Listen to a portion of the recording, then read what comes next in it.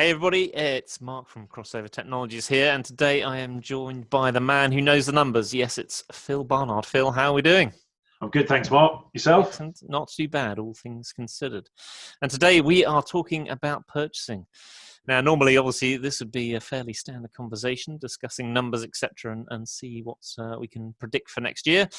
However, I don't know if you're aware, things have been slightly different this year, and we've got a little virus going around that may have stopped people from playing golf for a few months. So it's been a bit topsy-turvy, as you know. So we're going to have a lot to talk about.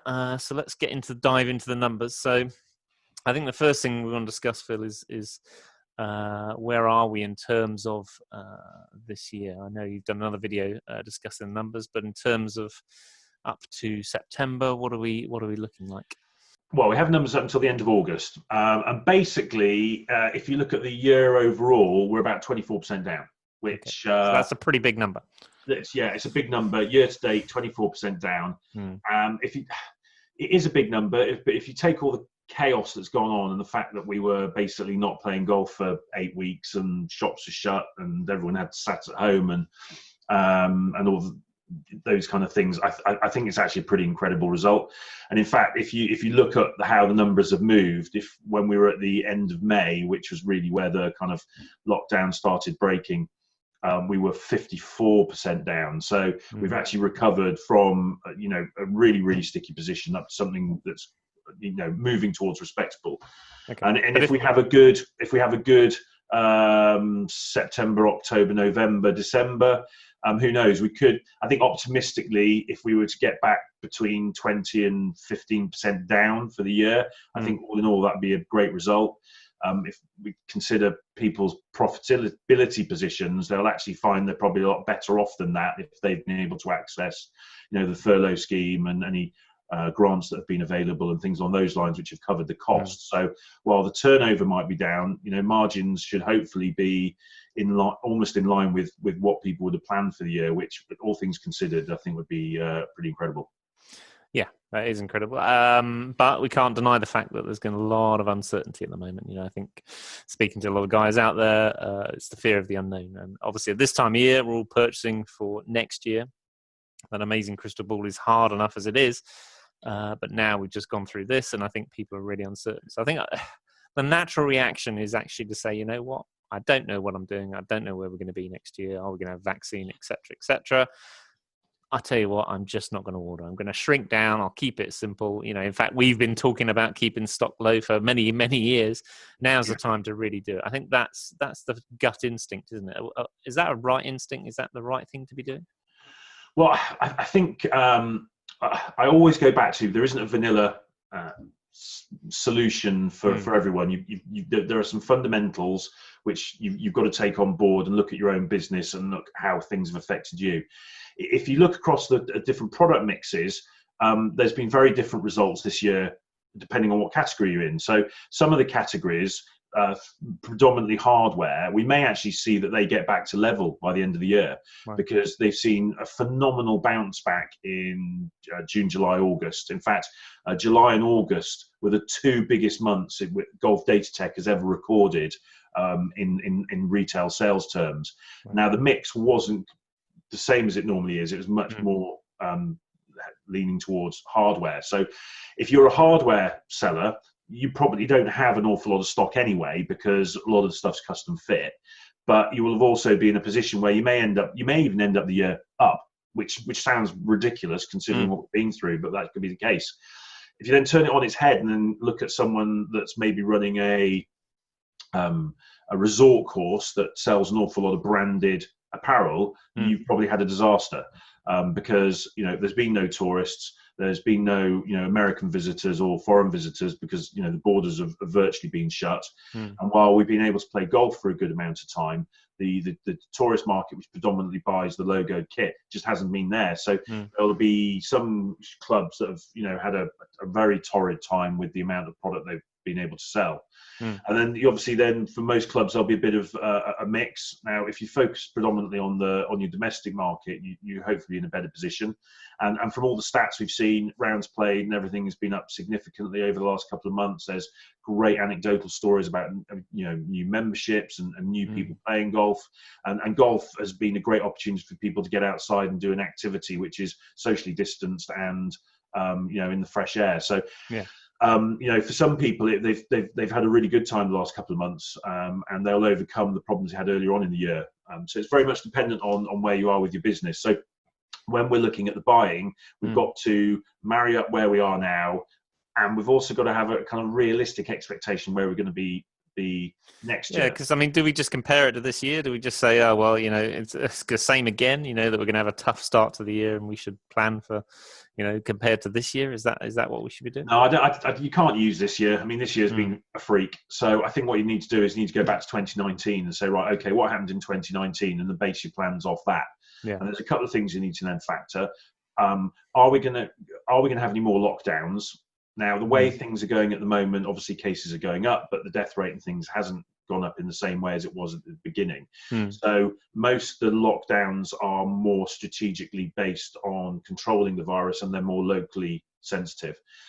Even if we do have lockdowns, in the way that they're operating at the moment, the things like sports and especially outdoor activities aren't being as effective as badly. So golf is pretty well insulated in terms of how that everyone's reacted so far. So hopefully on the upside that that should carry on, and even if we do have ongoing problems, golf should be one of the ones that people still take up or participate in, because it's something that's still safe and outside. Yeah. So you've got to factor in whether any lockdowns, etc. But then you also need to look at your club and say, well, actually this year we've ended up getting 20, 30, 100 more members, or we've seen a massive uplift in visitors. Now, the important thing for the inventory purchasing is that, obviously what you would have expected where we are at now is that we've lost a few months. People would be rammed to the gunnels with stock. And as a result, they would be in a really negative position now trying to clear it out. But what's happened is that people got on very quickly with cancelling pre-orders. And actually the stock positions now are the lowest they've been for many, many years. Right. So people cancelled stuff, and then have also then had a busy time selling it. So they cleared stuff out. So, I can show you a very quick graph, if you like, Mark, just to give you some understanding of where the kind of stock positions are. Now, this basically gives just the unit stock position. So I've taken value out. This is just purely the number of shirts, balls, tops, etc. And this is 2020 versus both 2019 and 2018. And what you can see in virtually all instances, versus 2019, in every instance we're down on what 2019 was, anywhere between 7% in gloves and 47% in trolleys. Now, some of that's to do with the fact that we've had mental sales in those categories. Some of that is to do with just reorders are being cancelled. If you look across apparel, the stock levels are down anything between 25 and 40%. So actually people, although the sales are down a lot, the inventory is down a lot. And so moving into next year, we don't have a massive glut of stock that we're trying to get rid of. So going into next year, really, we should probably be looking at something that's similar like a normal year. And what we don't want to get into, though, is that we don't want to get into a situation where people are very nervous and then don't place any orders. Because I think what's happened is the stock level purchasing from the brands would have been at level that they would have expected in a normal year. The fact that it's not at retail could be that it's a load of it still sitting with the suppliers, and at some point they may have to clear that out. Yeah. But going forward, I think they're going to be more conservative in terms of if they don't get pre-orders, they're not going to order the stock, because they've had the liability from this year, which they maybe can get away with it one year. They don't want to get into a situation next year where they're stuck with stock. So people just need to be mindful that it may suit you to say, right, I'm not going to order anything. I'm just going to wait until next year and scrabble around and get it. The problem is, if you don't order something, you may not have something for next year. So, there's a balance between having the right amount of stock to satisfy your customers' needs, and without having too much that you're putting yourself into financial jeopardy. Because has that happened this year with any of the categories in particular? Yeah, well, I think it's probably happened in trolleys. If you look at trolleys, they're the stock in the marketplace in a category that's actually usually very low.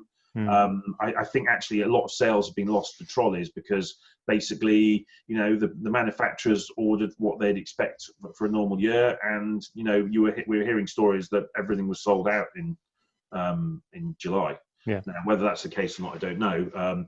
But certainly, I'd think that's had an effect, and as a result, if you don't have the stock, you can't get any sales. Now, maybe they'll make the sales next year with more participation, etc. You don't know, but there's certainly things I think sales have been potentially lost. Awesome. Okay, that's great. That's some really useful insight there, Phil.